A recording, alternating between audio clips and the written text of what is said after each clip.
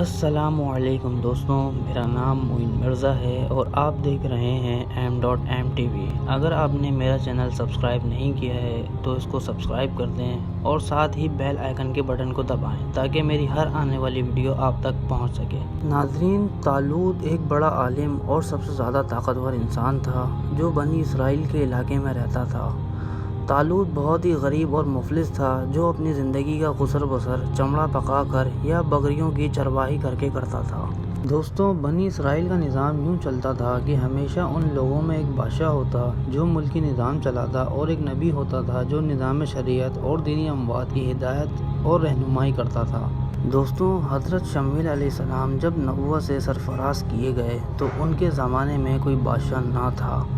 تو بنی اسرائیل کے لوگوں نے آپ سے درخواست کی کہ آپ کسی کو ہمارا بادشاہ بنا دیجئے، تو آپ نے حکم خداوندی کے مطابق طالوت کو بادشاہ بنا دیا جو بنی اسرائیل کا سب سے بڑا عالم اور طاقتور انسان تھا۔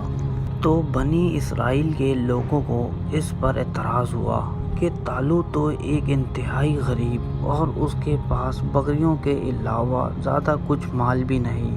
اور نہ ہی اس کا تعلق کسی شاہی خاندان سے ہے، تو ایسا انسان بھلا تخت شاہی کے لائق کیسے ہو سکتا ہے؟ تخت شاہی اور بادشاہت کے حقدار تو ہم لوگ ہیں کیونکہ ہم لوگ طالوت سے زیادہ مالدار اور ہمارا تعلق ایک شاہی خاندان سے ہے۔ تو دوستوں، بنی اسرائیل کے ان اعتراض کا جواب دیتے ہوئے اللہ کے حکم سے حضرت شمویل علیہ السلام نے فرمایا، اسے اللہ نے تم پر چن لیا اور تم سب سے